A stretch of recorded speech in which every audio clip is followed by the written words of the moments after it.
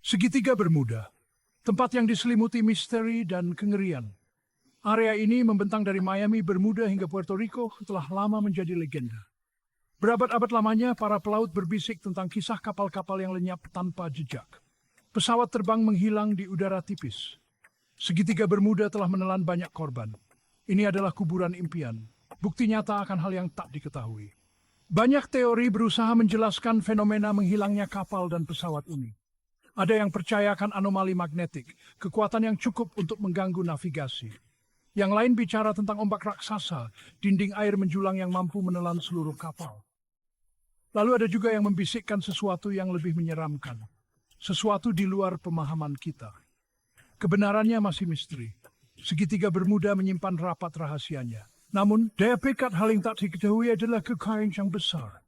Ia menarik serang kemenasan para petualang dan terkadang orang sebodoh. Dr. David Freeman adalah seorang yang terobsesi. Seorang ahli biologi laut terkenal. Ketertarikannya pada segitiga Bermuda sudah seperti penyakit. Ia mendedikasikan hidupnya untuk mengungkap misteri segitiga Bermuda. Ia meneliti peta laut tua, menganalisis pola cuaca, dan mempelajari setiap catatan kejadian aneh di dalam segitiga itu. I'm Gobis Prois Ramon told Beos and Vengon Betsney. I'd say the Wanters in this. So see you have pin. Lisa Carter adalah seorang jurnalis ambisius. Ia mendambakan cerita yang akan membuat namanya terkenal. Segitiga Bermuda dengan janji bahaya dan intriknya adalah subjek yang sempurna. Ia melihatnya sebagai tiket menuju puncak karirnya. Ini dia.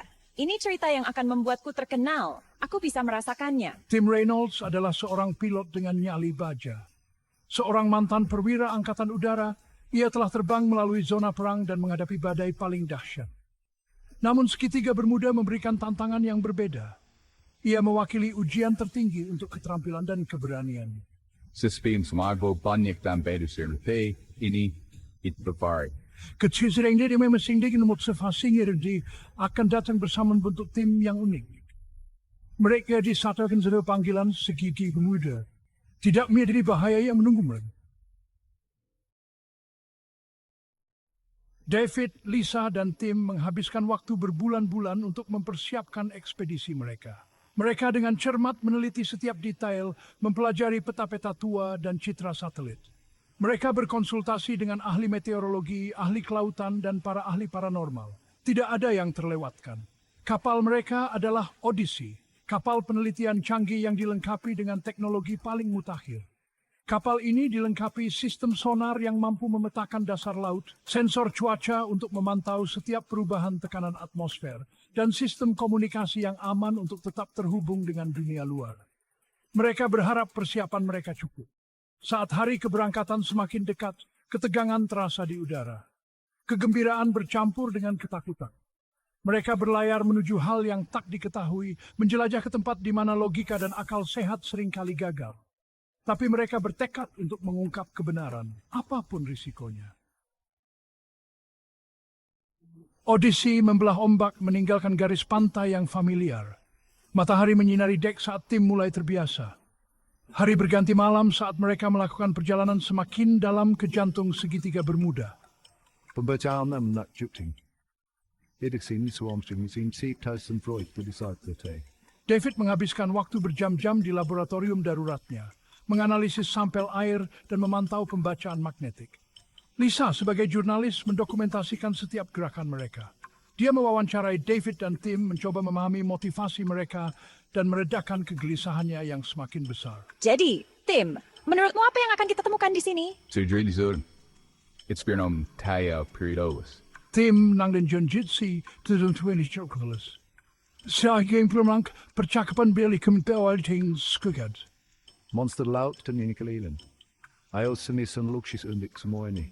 Bandu usahana anak ombak raksasa semingi. Mari kita fokus pada apa yang bisa kita lihat dan ukur. Itu yang penting. Tapi cerita, mereka membuatku merinding. Bagaimana jika ada lebih banyak dari itu? Saat mereka berlayar semakin dalam ke dalam hal yang tidak diketahui, setiap anggota tim bergulat dengan ketakutan dan teori mereka sendiri. Segitiga Bermuda akan segera mengungkap rahasianya, dan mereka tidak siap dengan apa yang ada di depan. Tanda-tanda pertama dan sedang halus. Instrumen Odyssey yang biasanya dapat diandalkan mulai mengalami malfungsi. Jarum kompas berputar liar. Sistem GPS menunjukkan 700 mil lebih. Perasaan gelisah menyelimuti para kru. Lalu muncul cahaya itu. Cahaya air dan menakutkan terpancar di kedai mesil kere. Mereka berdiri dengan deruan berkau dan bangluk kolosal. The wind out Dave, this breed six old wooden missions. Suatu malam, saat matahari terbenam di Cakrawala, mereka bertemu dengan sesuatu yang benar-benar menggelisahkan. Sesosok bayangan kapal layar muncul di Cakrawala. Layarnya robek, tiang-tiangnya patah. Itu muncul sebentar sebelum menghilang ke dalam kabut. Bonjour sa fights borangan ki. Situasi meningkat dengan cepat. Badai yang tampaknya muncul entah dari mana menelan Odyssey. Ombak menjulang seperti gedung pencakar langit menghantam dek. Angin melolong seperti hantu merobek struktur kapal. Meskipun saya sudah berusaha sekuat tenaga, Odyssey bukan tandingkanmu badai, mesinnya tersendat dan mati. Kapal itu, berombang-ambing seperti kapal mainan, didorong menuju karang. Kami bersiap untuk benturan. Benturan itu ketika terjadi sangat memekakkan telinga. Odyssey menghantam batu, lambung kapal berderit keras. Ajaibnya mereka berhasil naik ke skoci saat kapal itu tenggelam di bawah ombak. Babak belur dan memar, mereka mendapati diri mereka terdampar di pulau kecil yang belum dipetakan. Badai mereda secepat kemunculannya, meninggalkan ketenangan yang menakutkan.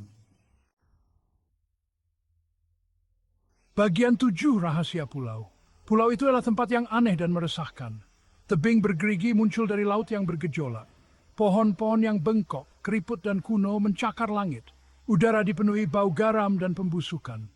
Seolah-olah pulau itu sendiri mencoba memperingatkan mereka untuk pergi. Terlepas dari keadaan kita, rasa ingin tahu ilmiah saya semakin besar. Saya segera mulai menjelajahi pulau, mengumpulkan sampel dan mengambil bacaan. Saya menemukan bahwa pulau itu memiliki medan magnet yang luar biasa kuat, jauh lebih kuat daripada yang pernah saya temui. Lisa, yang saya cenderung mementimental lingkungan bekar. Dia mengenai David dan Lim situasi mereka. Aku tidak bisa menghilangkan perasaan bahwa kita tidak sendirian. Bahwa mata-mata yang tak terlihat mengawasi setiap gerakan kita. Bagian 8 pertemuan supranatural. Seiring hari berganti malam, pulau itu mulai menunjukkan sifat aslinya. Peristiwa aneh dan meresahkan menimpa penjistas. Bisikan-bisikan terdengar tawa angin dan seolah manggil nama mereka. Bayangan menari di ujung penglihatan mereka. Suatu malam, saat kami berkerumun di sekitar api, sesosok hantu muncul dari pepohonan. Itu adalah hantu seorang pelaut, pakaiannya kompeng camping, wajahnya terukir kengerian. Dia mengulurkan tangannya ke arah kami, suaranya ratapan sedih sebelum menghilang ke dalam kabut. Sempre yang berikan samitsted berbab merasionalisasi peristiwa berjeda salis sebagai bukan cahayalisasi yang berbat salisin stres dan kultur. Tapi bahkan aku tidak dapat menyangkal rasa takut yang semakin besar yang menyelimuti pulau ini. Bagian 9 melarikan diri dari segitiga. David menyatukan petunjuk-petunjuk itu, berteori bahwa medan magnet pulau itu entah bagaimana bertanggung jawab atas fenomena aneh itu. Saya percaya itu diperkuat oleh badai, menciptakan semacam gerbang, portal ke dimensi lain. Ini mungkin menjelaskan hilangnya orang-orang di segitiga Bermuda. Kapal dan pesawat yang terperangkap dalam anomali magnetik ini diangkut ke alam lain, hilang ruang dan waktu. Putus asa untuk melarikan diri, mereka bekerja tanpa lelah untuk memperbaiki suar darurat mereka. Hari berganti minggu. Mereka mengais-ngais suku cadang dari bangkai Odyssey. Harapan mereka semakin menipis setiap jam. Akhirnya setelah seperti seabad, mereka berhasil membuat suar itu beroperasi. Saat kami berkerumun di sekitar suar, sinyalnya berdenyut di malam hari, kami hanya bisa menunggu dan berdoa agar seseorang di suatu tempat akan mendengarkan. Pulau itu seolah-olah merasakan kepergian mereka yang sudah dekat, tampak bergejolak. Angin melolong, pohon-pohon bergoyang. Sosok-sosok hantu itu muncul sekali lagi. Tangisan mereka yang bergema di seluruh lanskap yang sunyi. Bagian 10 misteri tetap ada. Apakah mereka lolos dari cengkraman segitiga Bermuda atau tidak, masih belum diketahui. Sinyal dari suar darurat mereka tidak pernah terlacak secara pasti. Tim pencari menyisir daerah itu hanya menemukan puing-puing dari Odyssey. David, Lisa, dan Tim dinyatakan hilang di laut. Nasib mereka menjadi misteri. Segitiga Bermuda seperti selalu menyimpan rahasianya. Kisah mereka seperti banyak kisah lainnya menjadi pengingat tentang kekuatan abadi dari hal yang tidak diketahui. Daya pikat segitiga Bermuda dengan janji bahaya dan intriknya terus memikat imajinasi. Itu adalah tempat di mana batas-batas realitas menjadi kabur, di mana hal yang tidak mungkin tampak mungkin. Dan mungkin di suatu tempat di kedalamannya, jiwa-jiwa yang hilang karena misterinya masih berkeliaran, selamanya terikat pada pelukan misterius segitiga.